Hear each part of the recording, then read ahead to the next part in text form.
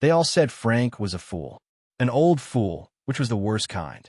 When the news got around town that Frank Miller, a man in his late 70s with hands gnarled by a lifetime of carpentry, had spent the last of his and his wife's savings on the old Hadley place, the laughter was not kind. It was the sharp, pitying laughter reserved for the senile and the desperate. The Hadley place wasn't a house. It was a scar on the landscape, a blackened skeleton of a home that had burned to its foundation 2 winters ago. The chimney stood like a jagged tombstone, and the rest was a heap of charred timbers and sorrow. Frank bought the ruin, the land, and the ghosts that came with it. For 1 year, the town watched and whispered. They saw him and his wife, Dorothy, living out of a rusty van parked on the edge of the property. They saw them clearing debris, bucket by bucket. They saw them working under the brutal summer sun and through the biting autumn wind. The laughter softened into a confused silence, then a grudging curiosity. 1 year to the day after Frank signed the papers, the laughter was gone entirely. It was replaced by something else, a quiet, stunned, and profound speechlessness. Because on the footprint of that ruin, there now stood a home. Not a palace, but a solid, handsome, and fiercely proud house, with a wide porch and warm light glowing in the windows. It was a testament not to money, but to something far more powerful, a will that refused to be broken. But to understand how a pile of ash became a beacon of hope, I need to take you back to the beginning.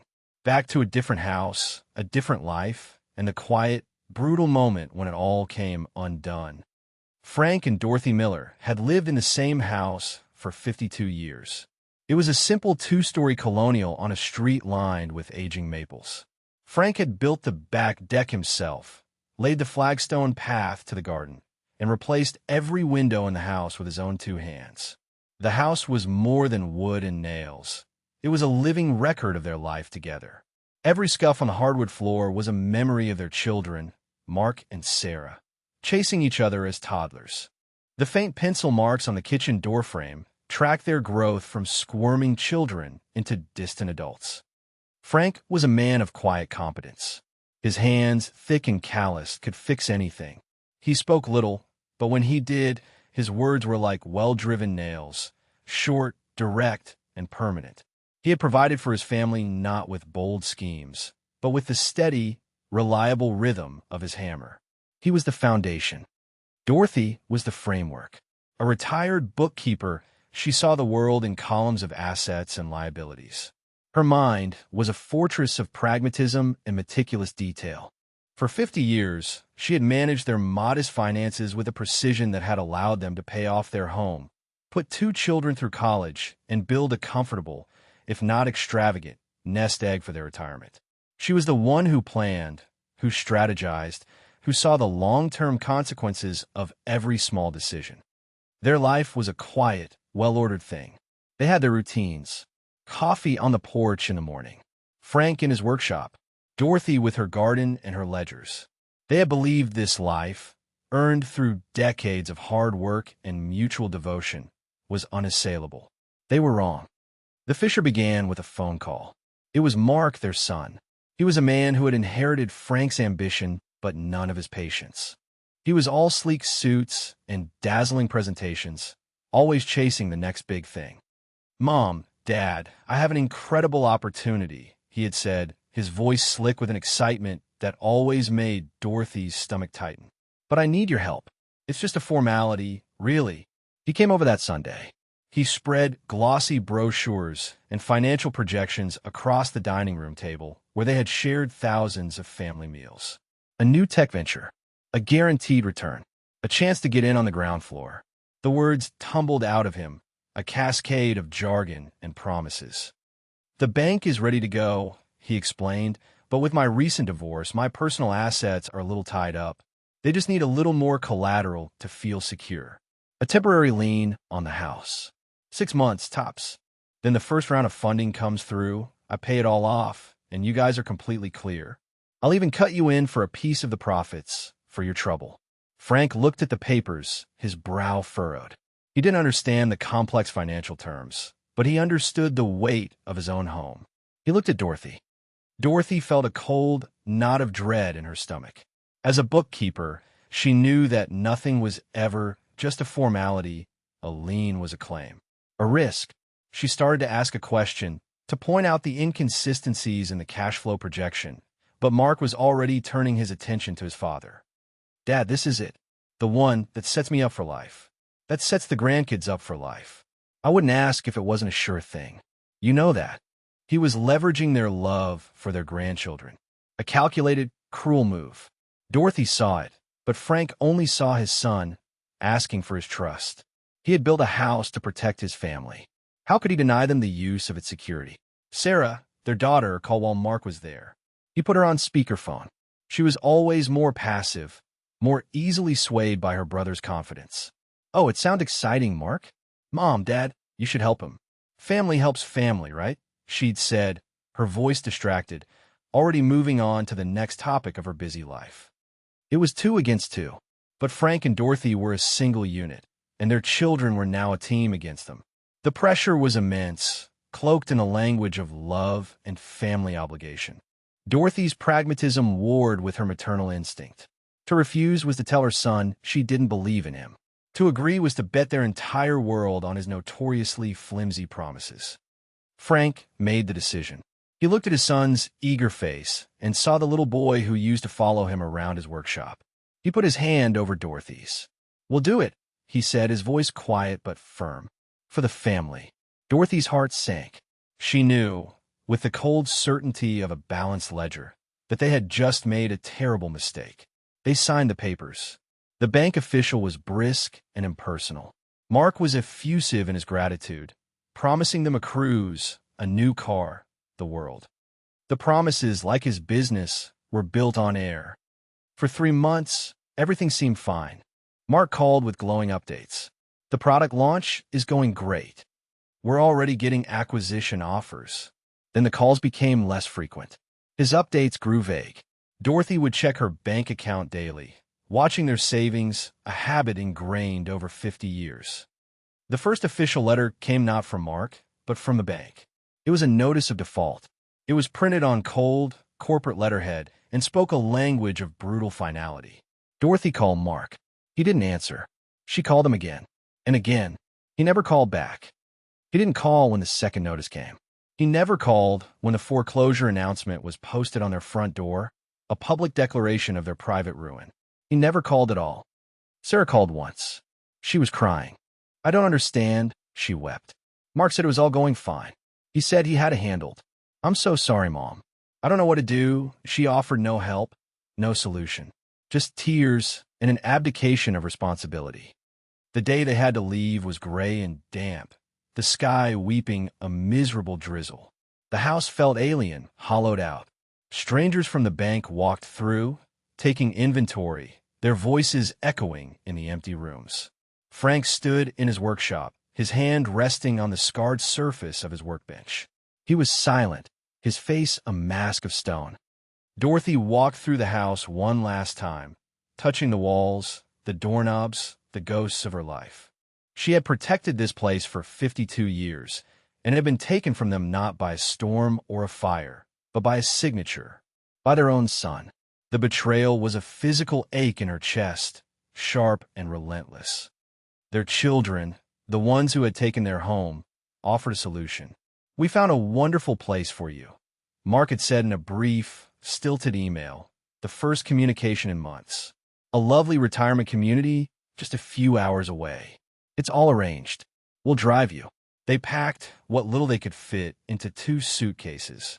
Photographs, a few changes of clothes, Dorothy's old ledgers. They thought they were being taken to a new home. A smaller one, a lesser one, but a home nonetheless. A place to start over. Mark picked them up. He didn't make eye contact. Sarah wasn't there. She wanted to come, but the kids have soccer, he mumbled. The drive was silent, thick with unspoken accusations and shame. The lovely retirement community was not a community at all. It was a motel. The sun burst in, its sign promised, but the sun had set on this place long ago. The paint was peeling, and the parking lot was dotted with cars that looked as permanent and broken down as the residents. Mark pulled up to the curb. He didn't get out of the car. He handed Dorothy an envelope. "I've paid for the first month," he said, his voice flat. "This should give you time to get on your feet. Apply for social assistance or something. I have to go. I have a meeting." Dorothy stared at him, the envelope feeling like a final insult in her hand. "A meeting," she repeated, her voice barely a whisper. "Yes, a meeting," he said, and for the first time, he looked at them. His eyes were cold, distant, the eyes of a stranger. "Look, I'm sorry it worked out this way. I really am, but I have to look after my own family now." He put the car in drive. Frank, who had been silent the entire time, finally moved. He opened his car door and got out, then helped Dorothy out. He didn't look back at his son. He didn't say a word. He just closed the door with a quiet click. Mark didn't wait. He pulled away from the curb, his tires crunching on the loose gravel. He didn't look in the rearview mirror. Frank and Dorothy stood on the cracked pavement of the Sunburst Inn, holding their 2 suitcases, and watched the car that held their son disappear down the road. The drizzle had turned into a steady, cold rain. This was their low point, the absolute bottom. The room Mark had paid for smelled of stale cigarette smoke and despair. The floral bedspread was thin and stained. The television was bolted to the dresser. A single window looked out onto the parking lot, a view of other people's transient misery. For days, they barely moved. Frank would sit in the single, wobbly chair, staring at the wall. Dorothy would lie on the bed, staring at the ceiling. The silence in the room was heavier than any sound. It was the silence of shock, of grief, of a future that had been utterly and completely erased. They were invisible. They had been discarded. To their children, they were a problem that had been solved, an inconvenience that had been relocated. To the world, they were just another elderly couple in a cheap motel, slowly fading away. Dorothy tried to make the calls. She called Social Security. She called housing assistance programs. The voices on the other end were bored and indifferent. There were waiting lists. There were forms to fill out. There was no help to be had. They had a little money left, the nest egg that had survived the initial financial bleed. A few $1,000s. It was draining away with every day they spent in that suffocating room. She called the police about the foreclosure, about Mark's fraud. "It's a civil matter, ma'am," the officer said, his voice tired. "You have to sue your son. Sue their own son." The words were unthinkable. It was a final, impossible barrier. One afternoon, about 2 weeks in, Dorothy was sitting on the edge of the bed, the cheap laptop they owned balanced on her knees. She was looking at rental listings, her heart sinking with every click. Everything was too expensive. They were trapped. Frank hadn't spoken a full sentence in days. He just sat, his big, capable hands lying uselessly in his lap. The sight of those hands, hands that had built and fixed and created for 60 years, now still and empty, was what finally broke through Dorothy's stupor. She couldn't let this be the end. She couldn't let him just stop. He was a builder. He needed something to build. She was a planner. She needed a plan. Her search terms on the real estate website became more desperate. She typed in their remaining savings as the maximum price. The results were bleak. A few parcels of undevelopable swampland, a trailer in a park with exorbitant monthly fees. It was hopeless. On a whim, she deleted the filters. She just scrolled page after page, watching the images of happy homes and tidy properties blur past. And then she saw it. The picture was shocking. It was a ruin, a blackened husk of a house, open to the sky. The listing was brutally honest. Property sold as is, where is. Structure is a total loss. Value is in the land. House has been condemned by the county. The price was shockingly low. It was almost exactly what they had left. Most people would have scrolled past in a heartbeat. But Dorothy, the bookkeeper, the planner, looked closer. She zoomed in on the photo. She read the description again. 15 acres. Existing well. Existing septic. The location was just outside their old town, in a rural, unincorporated area with fewer zoning restrictions. And then she saw the one detail that made her heart skip a beat. Amidst the wreckage, standing tall and defiant against the sky, was the chimney. It was made of old fieldstone, solid and unbowed by the fire that had consumed everything around it. A foundation, a a chimney, a well. These were not just details. These were assets. An idea began to form. A wild, desperate, and utterly insane idea. It was a lifeline. A tiny, frayed, and improbable lifeline, but it was the only one they had. She turned the laptop toward Frank. He didn't look at first. His gaze was still fixed on the peeling paint of the motel room wall. "Frank," she said, her voice quiet but firm. "Look at this." He slowly turned his head. He looked at the image of the burned-out house. A flicker of something, annoyance, confusion, crossed his face. "What is it?" "It's a property," she said. "For sale."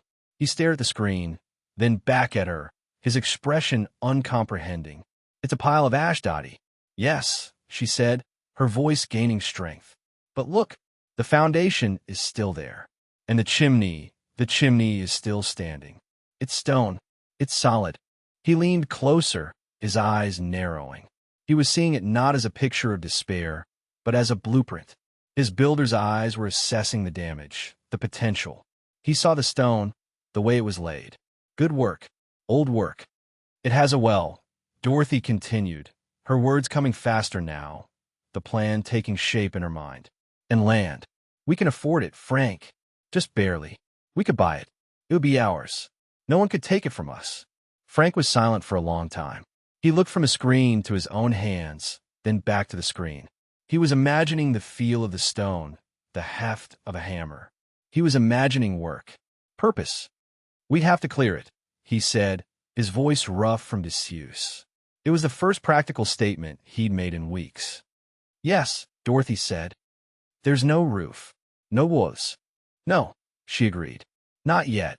He looked at her, really looked at her, for the first time since they'd arrived at the motel. He saw the fierce, determined light in her eyes.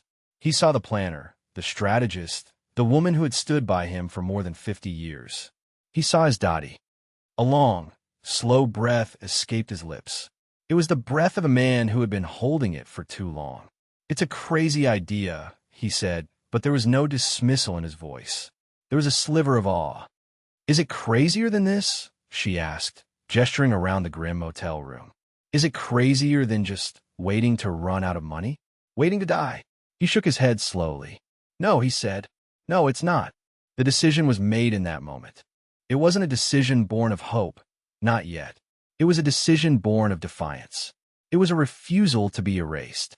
It was a choice to build something, anything, rather than fade away in a place that smelled of other people's sorrow. "Call the agent," Frank said, his voice gaining a familiar, solid tone. "We'll buy it." The real estate agent was baffled. He tried to talk them out of it. "You understand there's no house, right? It's a liability. You'll have to pay for demolition." "We understand," Dorothy said coolly, transferring the last of their savings. The transaction was done online, a sterile and anticlimactic process for such a monumental decision. They checked out of the Sunburst in the next morning. They didn't have a house to go to. They only had a plot of land and a pile of rubble. They drove their old van, the one possession the bank hadn't taken, toward their new property, toward their ruin. Pulling up to the property was a sobering experience. The online photos had not captured the sheer scale of the devastation. The smell hit them first, a pungent, acrid mix of charcoal, wet ash, and rot. The skeleton of the house slumped in on itself, a tangle of blackened 2x4s and twisted metal. It looked like a giant's carcass. For a moment, doubt washed over Dorothy. The sheer impossibility of it was overwhelming. Had she sentenced them to live out their final days in a field of debris? But then Frank got out of the van. He walked the perimeter of the foundation, his boots crunching on fallen debris. He didn't see the ruin. He saw the footprint. He ran his hand over the stones of the chimney, his fingers tracing the mortar lines. He knelt and scraped away some of the ash from the concrete slab of the foundation. He tapped it with his knuckles. "Good bones," he said, more to himself than to her. "They don't build them like this anymore." That was it. That was the spark. Frank was no longer a victim sitting in a motel chair. He was a carpenter assessing a job site. He had a problem to solve, a thing to build. The first day, they did nothing but walk the land. They found a cap for the well. They located the septic tank access. They paced out the dimensions of the old house. They were taking possession of it, not just legally, but physically and mentally. Their van became their home. They parked it under a large oak tree that had survived the fire. They had a small propane stove, a cooler, and the 2 suitcases of their former life. It was a miserable existence, but it was their own. Every morning, they woke up on their own land. The work began on the 3rd day. It was grueling, back-breaking labor. Frank, with a cheap shovel and a pair of work gloves, started clearing the debris. He filled a wheelbarrow, load after load, and dumped it into a growing pile at the far end of the property. Each load was heavy, filled with sodden, charred wood and shattered plaster. Dorothy worked alongside him. She couldn't lift the heavy timbers, but she could sort. She began to create neat piles, a pile of scorched but solid bricks from the hearth, a pile of twisted but potentially recyclable metal, a pile of shattered glass. It was her bookkeeper's mind imposing order on chaos. They worked in silence, the only sounds the scrape of the shovel and the squeak of the wheelbarrow. They were a spectacle. Cars would slow down as they passed on the rural road. People would point. The whispers started in town. Did you hear about the Millers? Lost their house, and now he's bought the old Hadley burnout. Poor man's finally lost his mind. The laughter followed them, even from a distance. But on their land, it sounded faint and unimportant. A week into the clearing, they ran into their first major problem. They needed better tools. The cheap shovel was starting to bend, and they needed a crowbar, a sledgehammer, and heavy-duty tarps to cover the sections of foundation they cleared. Their first trip to Hobbs Hardware was an exercise in humiliation. The store was a fixture in their old life. Frank had known the previous owner for 40 years. Now, the owner's son, Earl Hobbs, a man in his late 60s with a kind, weathered face, was behind the counter. Frank and Dorothy walked in, grimy and smelling of smoke. People they had known for years averted their eyes, pretending not to see them. The shame was a physical weight. They gathered the cheapest versions of the tools they needed. Dorothy kept a running tally in her head, her stomach twisting with each item. This was money they didn't have. At the counter, Earl looked at them, then at the tools. He didn't ask any prying questions. He just looked at Frank's hands, which were already blistered and raw. "Big project?" Earl asked, his voice gentle. Frank just nodded, staring at the counter. He couldn't bring himself to explain. But Dorothy did. "We bought the old Hadley place," she said, her voice clear and steady, daring him a laugh. Earl stopped ringing up the items. He looked at her, then at Frank. He wasn't laughing. His expression was one of serious consideration. He knew Frank's reputation as a carpenter. He knew the kind of work he did. "The one that burned," he said. It wasn't a question. "That's the one," Dorothy confirmed. Earl was quiet for a moment. He looked at the cheap crowbar they had chosen. He reached under the counter and pulled out a heavy, forged steel one. "You'll want this one," he said. "The other one will just snap on you." "We can't afford," Dorothy began. "Don't worry about it," Earl interrupted. He went back to the register and started typing. He was giving them a steep discount. "Contractor's price," he said, though Frank hadn't been a contractor in 20 years. "And I'll put it on a tab for you. Pay me when you can." Frank finally looked up, his eyes meeting Earl's. "Earl, No, Frank," Earl said, bagging their items. "I know your work. If anyone can do something with that mess, it's you. A man needs the right tools." It was not charity. It was an act of professional respect. It was the first act of kindness they had received since their world had fallen apart. It was a validation of Frank's skills, of his identity. It was a statement that they were not just victims, they were builders. They walked out of the store with their new tools and a renewed sense of purpose. The laughter of the town didn't matter. Earl Hobbs hadn't laughed. He had given them a better crowbar. That small act of solidarity was the first piece of their new foundation. It was the first sign that they were not entirely alone. With the right tools, the work accelerated. Frank moved with a grim efficiency that Dorothy hadn't seen in years. The sledgehammer rose and fell, breaking apart fused sections of debris. The new crowbar pried up charred floor joists. The rhythm of the work was slow, but it was progress. Every evening, A little more of the concrete foundation was visible, swept clean by Dorothy with a stiff broom. They established a routine dictated by the sun. Up at dawn, a quick breakfast of coffee and oatmeal, and then work. They worked until their muscles screamed and their hands were raw. They broke for a simple lunch in the shade of the oak tree, then worked again until dusk. At night, they would collapse in the van, too exhausted to talk. The pile of debris at the edge of the property grew into a small mountain. The piles of salvaged bricks and metal grew into neat, hopeful stacks. The footprint of the old house slowly emerged from its tomb of ash. It was a clean, gray slab of concrete, wounded but intact. One afternoon, a month into the work, a beat-up sedan sputtered to a stop on the road in front of their property. A young woman got out, clutching a very pregnant belly. She looked panicked. "Excuse me," she called out, her voice trembling slightly.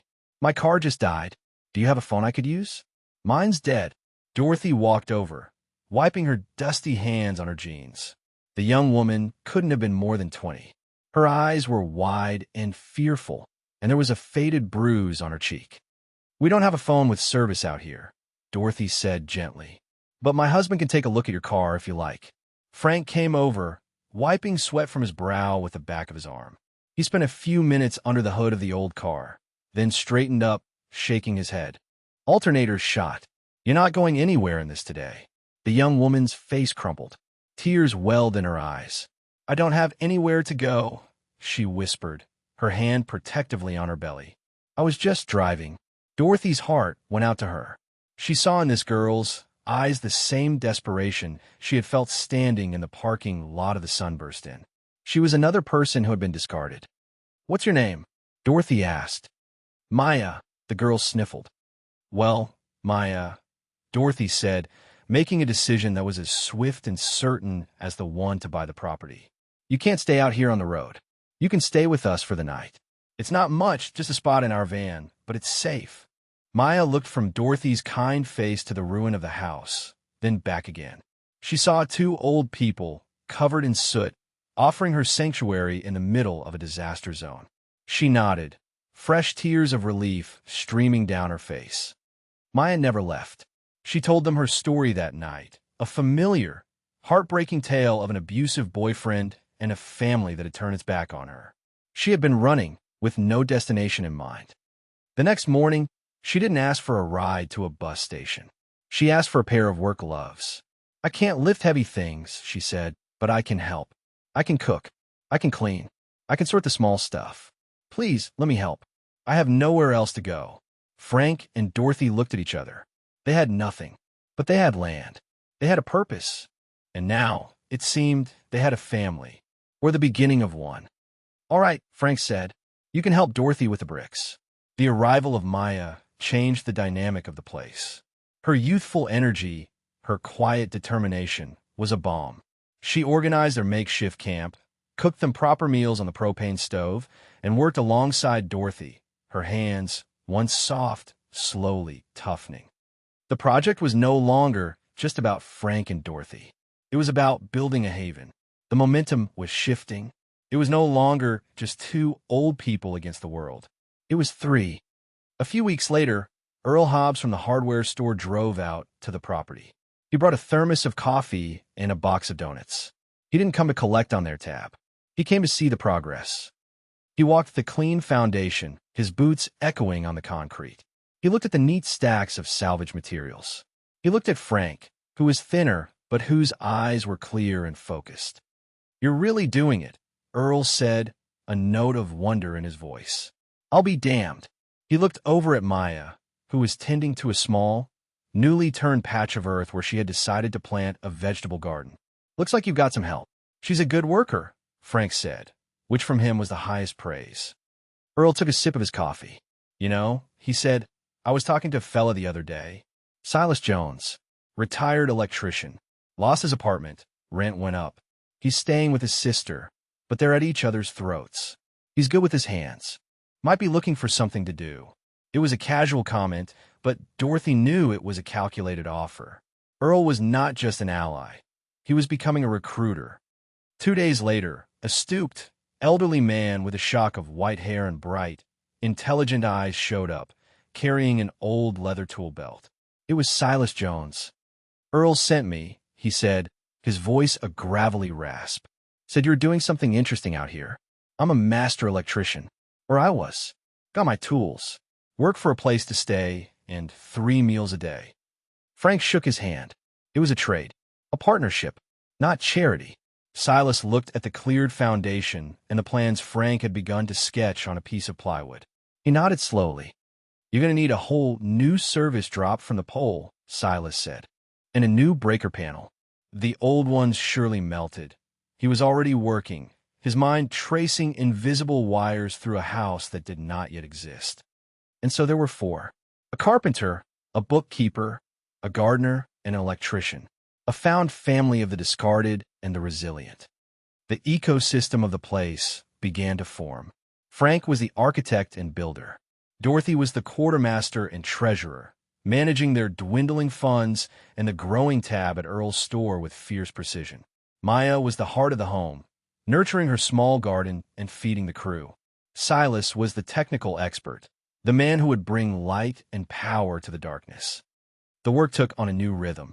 With more hands, the final clearing was completed. The day Frank declared the foundation ready was a milestone. They celebrated with a special dinner cooked by Maya, using the first few lettuces from her garden. Then the building began.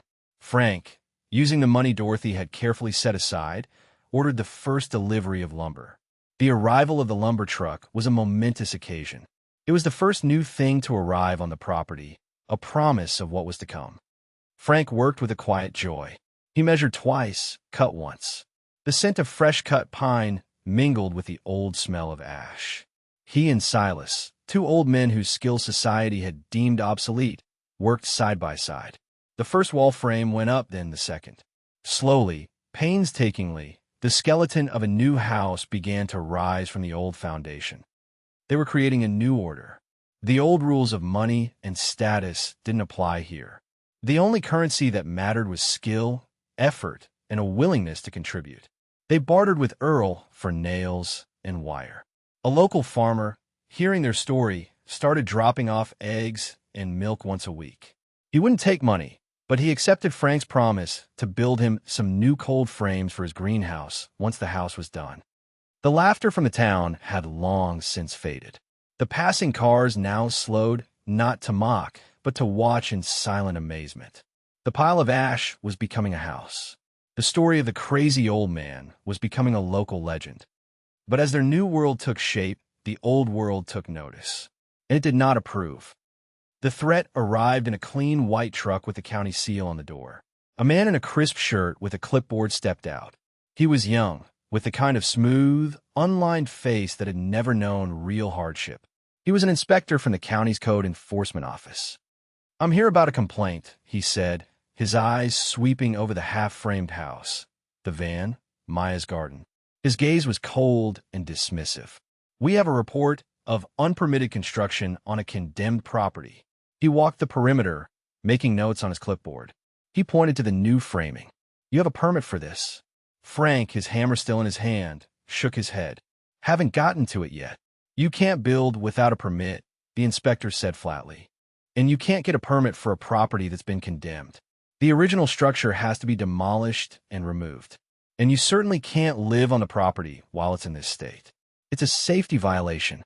Dorothy stepped forward, her heart pounding. This was the system, the same impersonal, inflexible force that had allowed their old home to be taken. "We are cleaning it up," she said, her voice steady. "We are making it safe." The inspector gave a short, humorless laugh. "Ma'am, that's not how it works. You're in violation of a dozen county ordinances." He tore a sheet from his clipboard. It was a stop work order, and attached to it was a formal notice. "You have 30 days, he said, handing the papers to Dorothy. 30 days to demolish this entire structure, what's left of the old and what you've built, and haul it all away. If you don't, the county will do it for you, and we will place a lien on your property for the cost of the demolition." He got back in his truck and drove away, leaving a cloud of dust and a stunned silence in his wake. The notice was a death sentence for their project. The cost of a professional demolition would be thousands of dollars they didn't have. The lien would mean they would lose the land. They would be back where they started, homeless, with nothing. That night, the mood was grim. The joyful energy of the past few months was gone, replaced by a heavy despair. "It's over," Silas said, staring into the fire they had built in a makeshift pit. "There's no fighting the county. They have all the power." Maya was crying silently, her hand on her belly. This place had become her sanctuary, and now it was being threatened. Frank was quiet, his face grim. He had finally been building again, and now they were telling him to tear it all down. But Dorothy was not ready to give up. She held the violation notice in her hand, her bookkeeper's mind dissecting it. It was full of codes, statutes, and deadlines. It was an attack, but it was also information. "No," she said, her voice cutting through the despair. "It's not over." He said, "We can't get a permit for a condemned property." But what if the property wasn't condemned? They all looked at her. "The condemnation was for the old house," she explained, the plan forming as she spoke. "The one that burned. But what if this isn't that house? This is a new house, built on the old foundation." "They'll never see it that way," Silas argued. "To them, it's all the same thing." "Then we have to make them see it," Dorothy insisted. "We have to fight them with their own rules." This was the moment, the turning point. Dorothy stood her ground, her entire future and the future of their small, fragile community hanging on this decision. It makes you wonder, what would you do in this position? When the system itself is telling you to give up, to tear down your own dreams. Let me know what you think in the comments below. For Dorothy, there was only one answer. She would not surrender. The next morning, she laid out her strategy. "Silas," she said, "you know about codes. I need you to go through this notice and tell me every single violation. Then I need you to tell me what it would take to be in compliance." "Maya," she continued, "you're good with people. Your story is powerful. We need help. We need resources. I want you to go online to the local town forums. Tell our story, not as victims, but as builders. Let them know what the county is trying to do. And Frank," she said, turning to her husband, "you keep building. We have 30 days. We're going to make this a proper house. A house they can't tear down." A spark of defiance returned to the small group. They had a plan. They had a deadline. The race was on. The community, both their small found family and the wider town, began to rally. Silas, armed with a thick code book he got from Earl, became their legal expert. He discovered a loophole. If a certain percentage of the original structure remained, in their case, the foundation and the chimney, it could be classified as a remodel rather than new construction, which fell under a different, more lenient set of permitting rules. It was a long shot, but it was a path. Maya's post on the town's social media page was a quiet explosion. She told the story of Frank and Dorothy, of their betrayal, of their resilience. She posted photos of the progress, the clean foundation, the new framing, the neat piles of salvaged bricks. She told the story of Silas and of herself, of how this place had given them a home. And she told them about the county's demolition order. The response was immediate and overwhelming. The story of the crazy old man had new context. He wasn't crazy, he was defiant. People who had laughed were now ashamed. People who had whispered were now angry on their behalf. Offers of help poured in. A retired plumber offered to inspect their well and help them run the water lines. A roofer offered to donate shingles in a day of his crew's time. Women from a local church group organized a donation drive for building materials at Earl's hardware store. Earl became their unofficial dispatcher. His store was the nerve center of the operation. People dropped off lumber, bags of concrete, boxes of nails. The tab they owed him was quietly erased, replaced by a growing credit. The property was transformed into a bustling construction site. On weekends, a small army of volunteers would show up. People they had never met before worked alongside them, hammering nails, raising walls, and offering words of encouragement. The house grew at an astonishing pace. Walls went up, sheathing was nailed on, and the roof trusses were lifted into place. Dorothy, in the midst of this whirlwind of activity, was the calm center. She navigated the labyrinthine county bureaucracy. She spent hours on the phone, her voice polite but unyielding. She filled out stacks of paperwork for permits, citing the codes Silas had found. She was met with resistance and skepticism at every turn, but she refused to be dismissed. They were just a week from the deadline when a sleek, expensive car pulled up to the property. A man in a tailored suit got out. It was Mark. He stood there for a moment, taking in the scene. The nearly finished house. The dozen or so volunteers working. Maya, heavily pregnant, directing someone where to stack a pile of drywall. His face was a mixture of disbelief and fury. He strode over to where Frank and Dorothy were standing, reviewing a set of plans Frank had drawn. "What is this?" he demanded, his voice low and tight with rage. "What are you doing?" Dorothy looked at him, her expression unreadable. "We're building a house, Mark." "A house," he scoffed. "This is a circus. I'm getting calls from people I do business with. They're asking me if it's true my parents are living in a field and begging for handouts. You're embarrassing me. You're embarrassing the family." The accusation hung in the air, stunning in its selfishness. He wasn't concerned for their welfare. He was concerned for his reputation. Frank, who had been silent, took a slow step forward. He was no longer the broken man from the motel. He was covered in sawdust, his face weathered by the sun, and he seemed to have grown taller. "You don't get to talk about family," Frank said, his voice dangerously quiet. "Not anymore. I'm your son," Mark sputtered. "I was trying to help you. I paid for your motel. You abandoned us," Dorothy said, her voice like ice. "You took our home, our security, our entire life, and you left us in a motel. You didn't call. You didn't ask if we were okay. You just disappeared. This house, these people," she said, gesturing to the volunteers, "this is our family now. They helped us. You hurt us."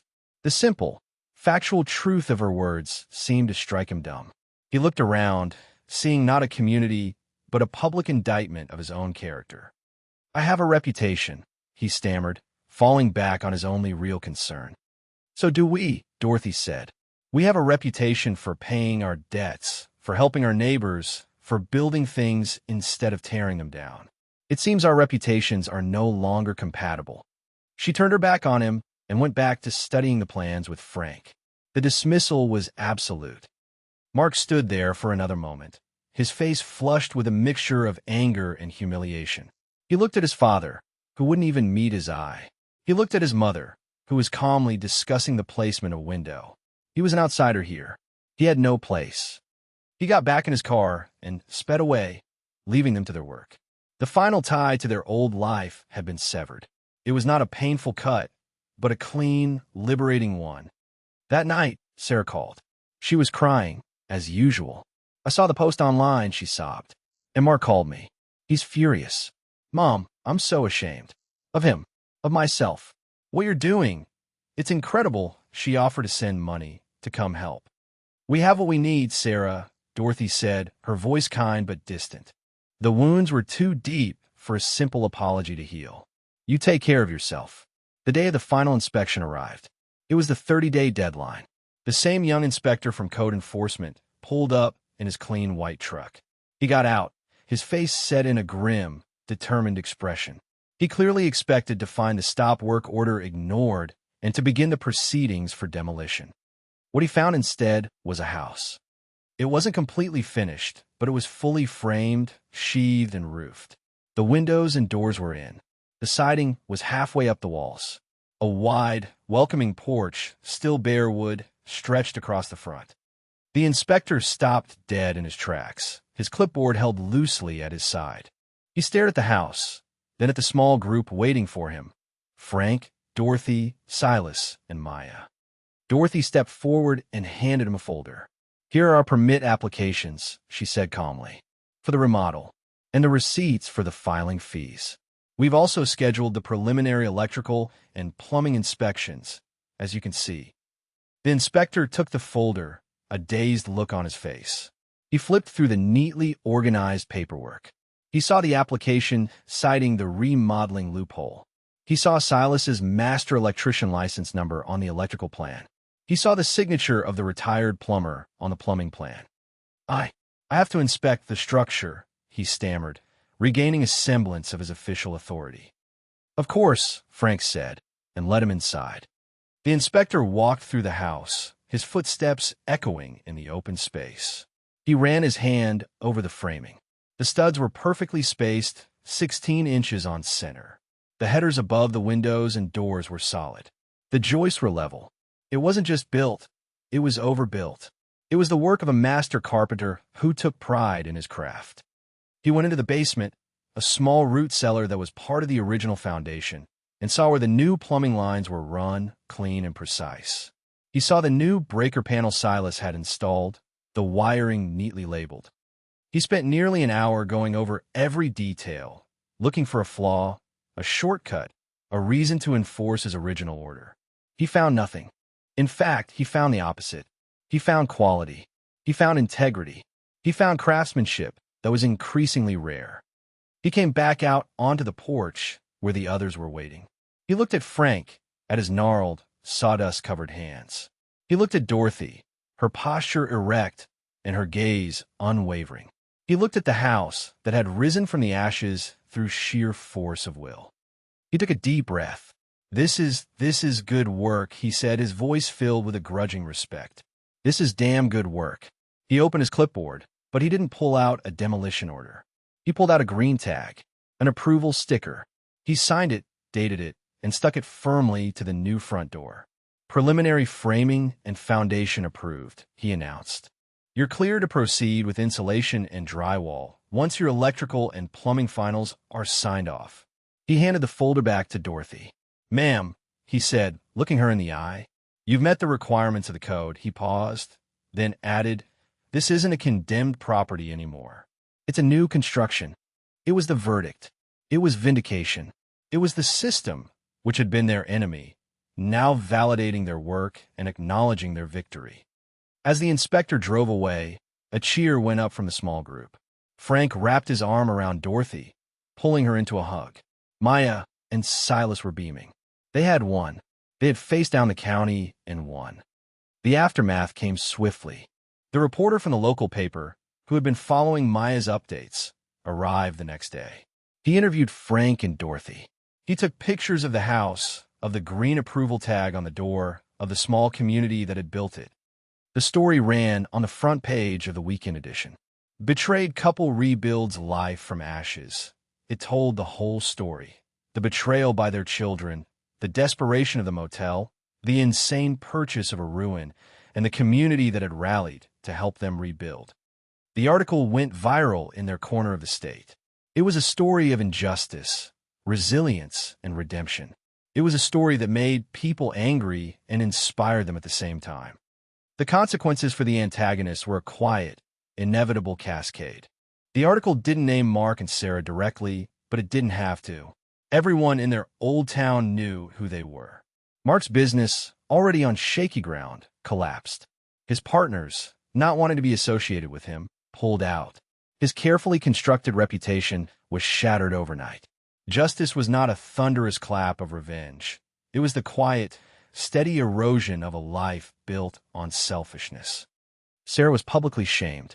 She faced the pitying looks of her neighbors, the pointed questions from other parents at her children's school. She was forced to confront the reality of her own passive complicity. But for Frank and Dorothy, the story wasn't about their children's downfall. It was about their own rise.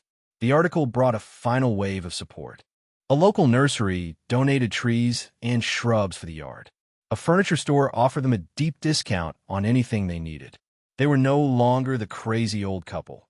They were the Millers, the builders, the heart of an incredible story. 1 year to the day after they had bought the pile of ash, the house was finished. It was a home. The siding was painted a warm, welcoming yellow. The porch had a swing that Frank had built. Flowers bloomed in the window boxes that Maya had planted. The inside was modest but comfortable. The salvaged bricks from the old hearth now formed a beautiful new fireplace around, with a mantel made from a single, massive oak beam they had salvaged from a local barn demolition. The floors shone. The kitchen was filled with the smell of baking bread. The new ecosystem was thriving. Maya's baby, a healthy little girl named Hope, was now a few months old, her gurgles and coos filling the house with new life. Maya had started a small business selling vegetables and jams at the local farmer's market. Silas had his own small apartment in the walkout basement, where he did small engine and electrical repairs for people in the community, happy to be useful again. The house was more than a shelter. It was a symbol. It was a community center. It was a haven for the lost and a testament to the found. One sunny afternoon, a car pulled into the driveway. It was Sarah. She got out, looking hesitant and small. She was holding a potted dogwood sapling. She walked up the porch steps, where Dorothy was sitting on the swing, shelling peas. "Mom," she said, her voice choked with emotion. I brought this. For the yard. If you'll have it." Dorothy looked at her daughter. She saw the genuine remorse in her eyes, the deep, weary sadness. The anger she had held onto for so long had faded, replaced by a quiet, settled peace. Revenge was a fire that consumed you. Forgiveness was a garden you could plant. She didn't offer a grand speech of absolution. She didn't rehash the past. She simply nodded toward a spot in the front yard. "That'll be a good place for it," she said. "It'll get the morning sun there." Sarah's eyes filled with tears of relief. She started to apologize again, to explain, to confess. Dorothy held up a hand. "The door's open, Sarah," she said, her voice gentle but firm. It was not a full pardon, but it was an invitation to start mending, to start rebuilding the trust that had been shattered. It was enough. Mark never came. He never called. His absence was a final, quiet confirmation of the man he had become. He remained a ghost from a past life, a cautionary tale. The new normal was a quiet, purposeful rhythm. Frank spent his days in his new workshop, a small, perfect space he had built at the back of the property. He wasn't building for money. He was building for joy. He made furniture for the house, toys for baby Hope, and cold frames for the farmer who had given them eggs. His hands were never idle. Dorothy managed the household, but it was no longer a ledger of dwindling funds. It was a ledger of abundance. An abundance of food from the garden, of goodwill from the community, of life within their walls. She had found a new, more profound kind of wealth. One evening, as the sun began to set, casting long shadows across the yard, Frank came and sat beside Dorothy on the porch swing. He took her hand, his calloused palm warm and familiar against hers. They didn't speak for a long time. They just sat, watching the sky turn from gold to purple. They watched the light in Silas's basement workshop flick on. They could hear Maya singing a lullaby to Hope through an open window. The house stood behind them, solid and real. It was a house born of betrayal and built by love. It held the ghosts of an old life and the promise of a new one. Dorothy thought about the house they had lost, the one that held 52 years of memories. The pain of that loss was still there, a faint, silvery scar on her heart. But it was no longer an open wound. It was a part of their story, the chapter that had led them here. To this porch, to this peace. Frank squeezed her hand. "You were right, Dottie," he said, his voice a low rumble. "About the chimney." She smiled, leaning her head on his shoulder. They had been through the fire and had come out the other side, stronger and more whole than before. They had lost a house, but had built a home. They had lost a family, but had found a tribe. As the last of the light faded from the sky, the automatic porch light that Silas had wired flickered on. It cast a single, steady beacon of warm light out into the growing darkness. A welcome, a promise, a sign that even in the deepest ruins, something beautiful was waiting to be built.